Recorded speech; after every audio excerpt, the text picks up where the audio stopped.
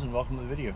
So we're starting off this video where anyone who owns a muscle car is probably, or a sports car for that matter, probably going to start it off, and that's at the gas station. So I'm gassing up, getting ready to go to Virginia.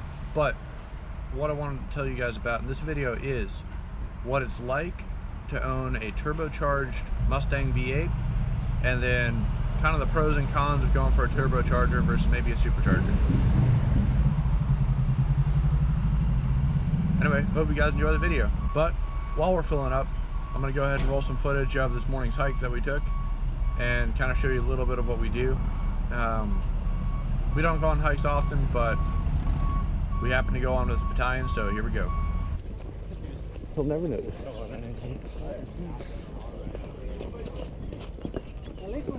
Go. Yeah, that would fucking suck. Fuck that. There's only 3 people on there too.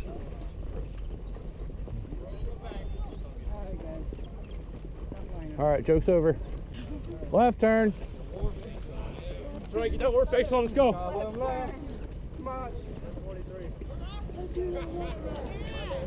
It's so good we're not cutting these dudes off for the PFT. That would suck. Up, up. Oh, that sucks so bad.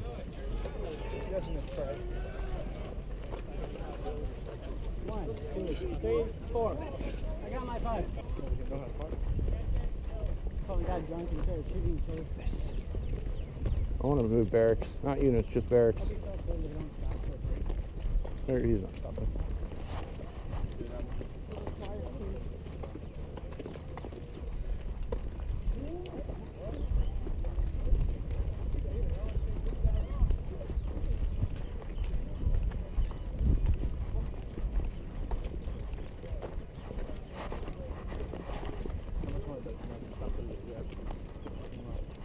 Hardy har.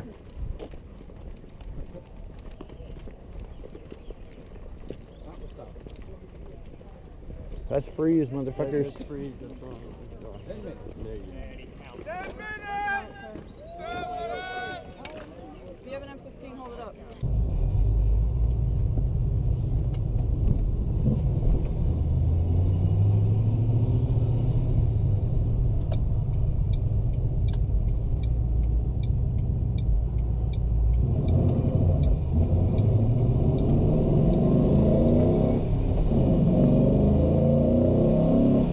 Alright guys, so I'd like to start out this video with going over kind of the big myth of turbochargers, and that is that a turbocharger is kind of free, unlimited power. Now, to an extent that's true because it's running off exhaust gases, which in turn turn a propeller, and the more exhaust gases you have, the more intake pressure you can build. The more intake pressure, the more exhaust gases, and the cycle continues, so you get more and more boost out of it. Now, the downside is, first, my Mustang is a 2007 with stock internals. So I can't run higher than, like, I don't know, say, well, actually no, I'll tell you exactly what I'm running. I'm running 5.5 pounds right now. I wanted to go up to 8 pounds, which is what the stock kit comes with, but at my mileage and everything, without building the motor, there's a pretty high risk of blowing it up. So I'm gonna leave it at 5.5 pounds, which puts me at about 400-ish wheel horsepower, 400-ish rear foot-pounds of torque, which is pretty awesome for only 5 pounds of boost. Now, what I was talking about with unlimited boost pressure is there's a certain sweet spot in a turbo to where the fans are spitting at an optimal speed to push out nice, not overcharged, overheated air. It runs through the intercooler, it comes in and it's nice, like it's a good amount of boost. That's like clean boost.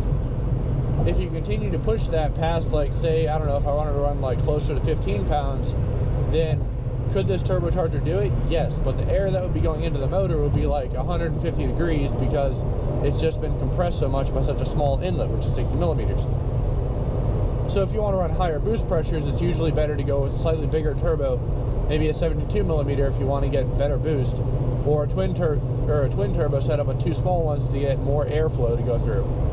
So the next point I want to talk about is fuel economy. So this is one of the huge benefits of a turbocharger. So obviously in a car like this, you're not going to get the greatest fuel economy.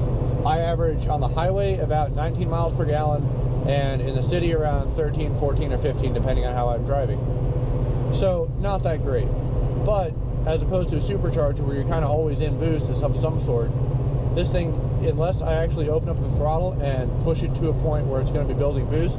For instance, you can kind of hear it when I downshift.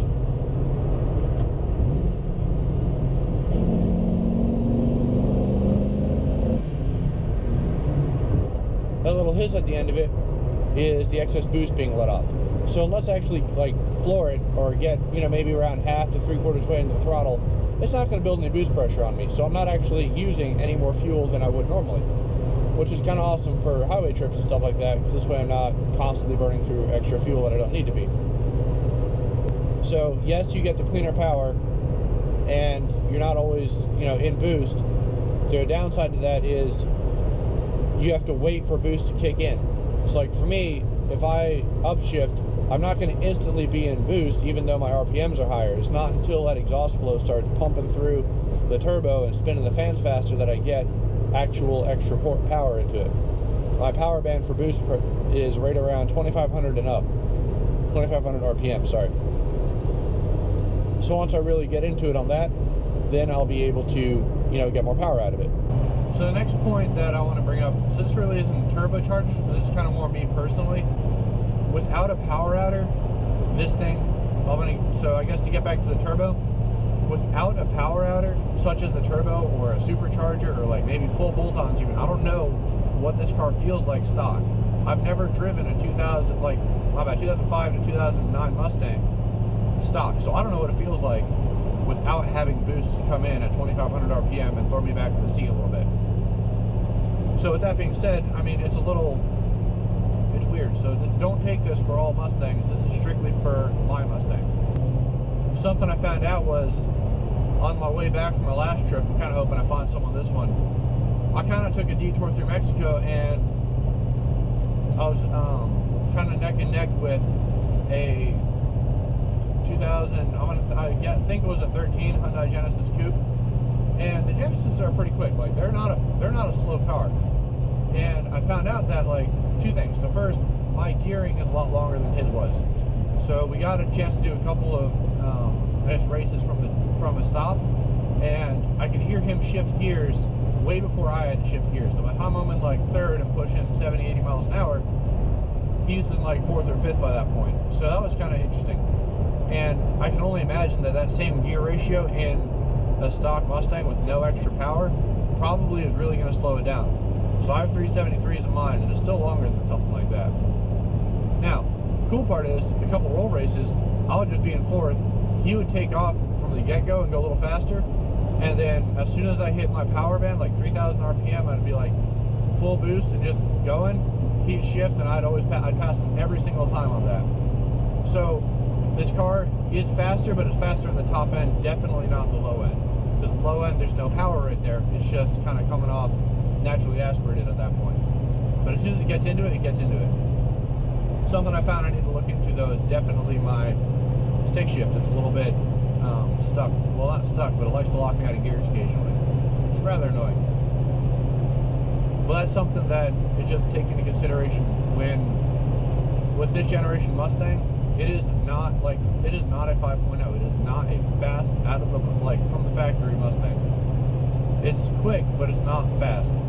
So, just like that comparison, with a power adder, I'm still like just a little bit faster than a stock Hyundai Coupe, like a Hyundai Genesis.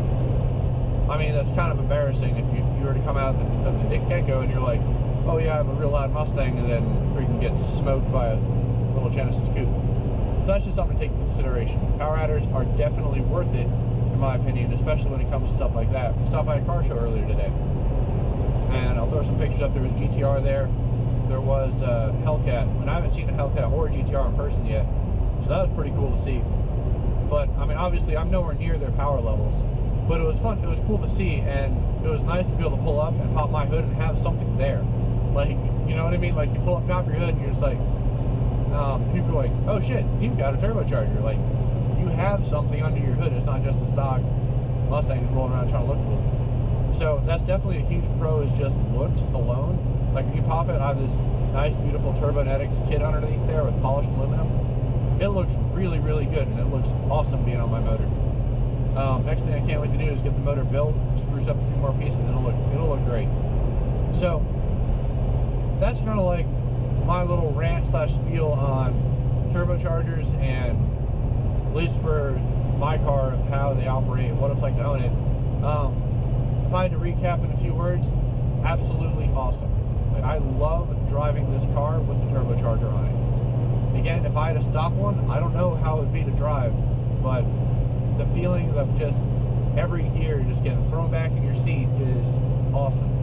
With a supercharger, I've heard, again, haven't experienced, I've heard that it's a lot less kind of like throw you back feeling, because you're always in that power band, you've always got that added horsepower already there.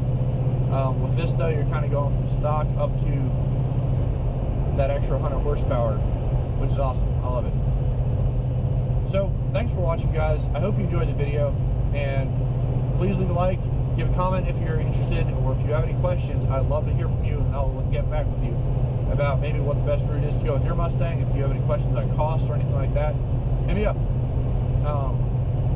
Hope you enjoyed the video, and I hope you guys have a great day.